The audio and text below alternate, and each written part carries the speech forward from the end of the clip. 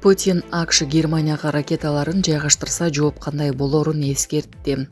Эгер АКШ Германияга курал-жарактарын жайгаштырса, Россия өзүн сокку уруу куралдарын жайгаштырууга жарыяланган мораторийден баш тартты деп эсептей баштайт. Бул тууралуу Россиянын президенти Владимир Путин Санкт-Петербургда аскердик деңиз флотунун парадында айтты. Ал америкалык администрация менен Германиянын өкмөтү Германияга 2026 жылдан тарта алыска атуучу жогорку тактыктагы америкалык ракеталарды жайгаштыруу жөнүндө айткан билдирүүлөрүн эске салды.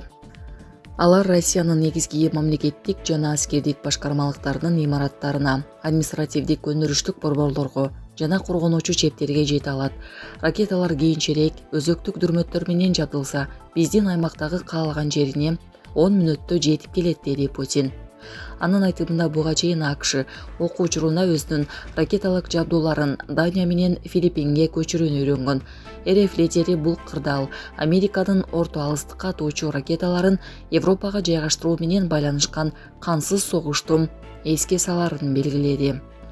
АКШ мындай ойлорун ишке ашырса, анда биз буга чейин өзүбүзгө бир тараптуу алган мораторийди тагыраагы орто жана кичи аралыкка сокку урган куралдарды жайгаштырууга салынган тыюуну четке кагабыз. Анын ичинде аскердик деңиз флотубуздун жээктеги аскерлерин күчтөндүрөбүз, деп кошумчалады Путин. Булак Спутник Кежи. Борбордук Азиядагы экстремисттик коркунучтар. Соңку айларда Кыргызстанда жана коңшу мамлекеттерде Хизбут Тахрир, Якын Инкар сыяктуу радикалдык диний уюмдардын өкүлдөрү кармалып жаткан арена болуп калды. Улуттук коопсуздук боюнча мамлекеттик комитети радикалдуу идеологиялар гүлдөп жаткан бүтүндөй айылдарды, анын ичинде Игил өңдүү террордук топтордун катарына тартылган кыргызстандыктардын көбүн аныктап жатат. Эмне үчүн адамдар вербовка кылгандардыр тузагына түшүп калышат?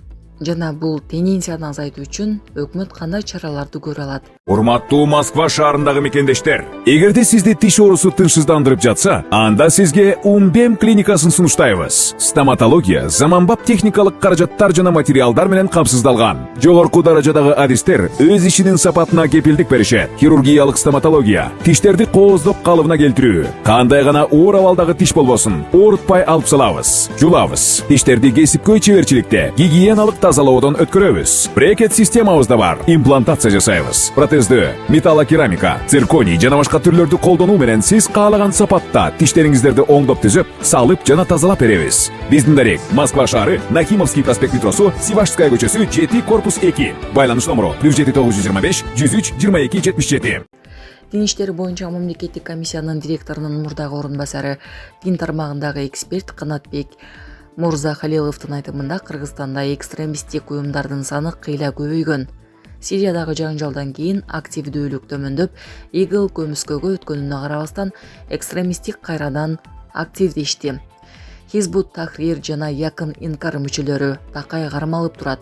Ал эми улуттук коопсуздук боюнча мамлекеттик комитети уктап жаткан ячейкаларды ийгиликтүү аныктап, нейтрализациялаштыруу иштерин жүргүзүп, алардын өлкөдө болушун кыйла азайткан. 2000 жылдарга салыштырмалуу радикалдуу уюмдар иш ыкмаларын өзгөртүштү.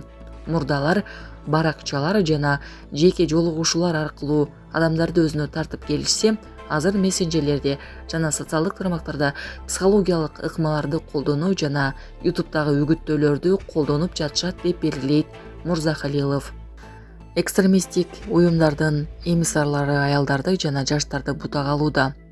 Муну Кыргызстандын түштүгүндө мамлекеттик туу өрттөлгөндөн окуядан көрүүгө болот. Мурзахалилов радикалдашуу калктын социалдык аялуу катмарында болуп жатканын, анда экстремисттер халифаттын жардамы менен көйгөйлөрдү чечүүгө убада беришерин түшүндүрөт. Радикалдашуу менен күрөшүү үчүн мамлекет диний жана руханий иштерди күчөтүшү керек. Диний чөйрөдөгү мамлекеттик программалар, концепциялар эффективдүү ишке ашырылып, Кыргызстан мусулмандарынын дин башкармалыгы мамлекеттик органдар менен бирдикте иш алып баруусу зарыл.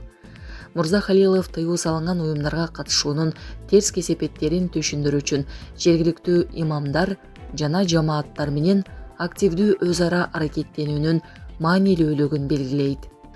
Мурза Халилов Кыргызстанда 20дан ашык экстремисттик уюм иш алып барарын, радикалдашуунун алдын ала боюнча тарбиялык чараларды күчөтүү керектигин эске салат. Үй бүлөлөрдүн психологиясына жана мектептерди психотарбиялоону киргизүүгө өзгөчө көңүл буруу керек. Россиянын муфтийлеринин диний кеңештин жетекчиси Альбир Кырганов ислам дини тартиптин дини экенин, мусулмандар биримдиктин астында иш-аракет кылышы керектигин баса белгилейт. Кырганов расмий структураларга кошулбаган жеке мечиттерди жана диний мекемелерди башаламандыктын булагы деп эсептейт. Клиникалык психолог Алла Клевакова үй бүлөлүк түзүлүштүн бузулушу, агрессивдүү импульстар сыяктуу психологиялык көйгөйлөр көбүнчө радикалдашууга алып келерин белгилейт. Мындай тенденциялардын алдын алуу үй бүлөлүк психикалык гигиенаны жана мектеп деңгээлинде психотарбиялоону жүргүзүү аркылуу мүмкүн болот. Кыргызстанда диний радикализмдин күчөшүнө жол бербөө үчүн тыюу салынган уюмдардын мүчөлөрүн кармоо менен эле чектелбестен коомдун бардык деңгээлдеринде, анын ичинде билим берүү жана диний мекемелерде профилактикалык иштерди жүргүзүү зарыл. Бул өлкөнүн стабилдүү жана бейпилдик келечегинен үмүттөнө турган жалгыз жол. Булак Назар Ньюс KG. Садыр Жапаров VIP вагон менен Бишкектен балыкчыга барды.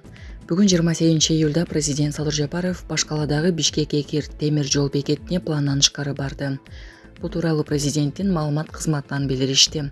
Маалымдалгандай, мамлекет башчысы Бишкек-Экир темир жол бекетин реконструкциялоо иштеринин жүрүшү менен таанышты. Ага ылайык темир жол бекети 1938-жылы курулган. Акыркы 10 жылда Бишкек-Экир темир жол бекетинин имаратында капиталдык коңдоо иштери жүргүзүлгөн эмес. Ошондой эле Садыр Жапаров имараттын учурдагы оңдоо иштери менен таанышып, ичиндеги иш-жайлары жана анын айланасын карап чыкты. Мындан тышкары президент Садыр Жапаров Кыргыз темир жолу ООТ компаниясы мамлекеттик ишканасынын жетекчилигине жүргүнчүлөрдүн коопсуздугу боюнча бардык сын-пикирлерди эске алууну жана аларды жоюу боюнча керектүү чараларды көрүүнү тапшырды. Андан соң мамлекет башчысы поезд менен Балыкчы шаарына жөнөп кетти.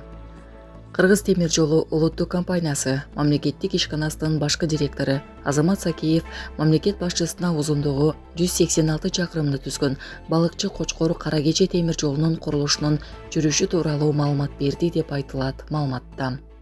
Анын айтымында 38 чакырымга чейин жол полотносу жана суу өткөрүүчү түтүктөр курулду. Жыл аягына чейин жалпысынан 40 чакырым темир жолду бүткөрүү пландалууда. Булак Супер KG.